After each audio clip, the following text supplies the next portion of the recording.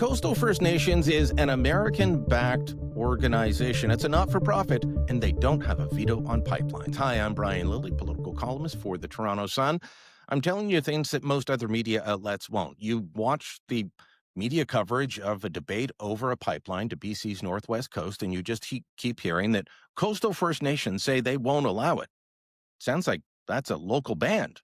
No, it's a not-for-profit, registered in downtown Vancouver. That's where their offices are. And yes, they claim to represent a number of bands throughout the BC Northwest Coast, but they don't represent all of them, and they don't officially speak for the bands in the way that they would claim.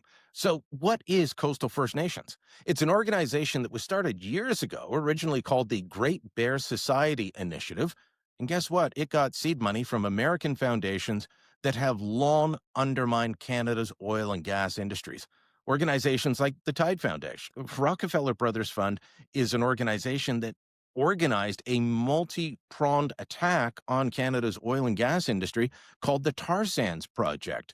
They brought together Canadian and American NGOs to try and fight it. They decided to bring in First Nations groups as partners to try and give them some validity. But this is billionaire money from the United States that has been funding an anti-oil campaign for decades.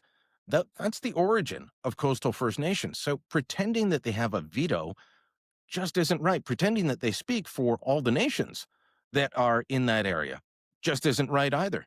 Take a look at Ellis Ross. He's from Kitimat. Grew up there on the reserve. He was a councillor. Then he was the chief councillor.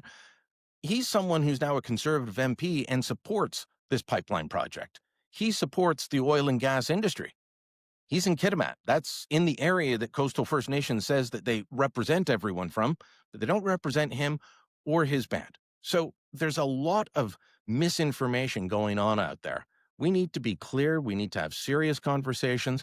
Do you have to have consultations with First Nations to get a project like this through? Absolutely. Do Coastal First Nations, a not-for-profit activist group, have a veto? Definitely not. Not even any of the bands in the area have a veto. There needs to be full consent. Not full consent. There needs to be full consultations, but that doesn't mean unanimous consent. That is a fallacy. Let's have a real discussion about a real issue that needs to be dealt with in our country, and not one that's built on fallacies, which is what we've been doing. Let me know what you think. Drop a comment down below. Share this on social media, and don't forget to subscribe to our channel.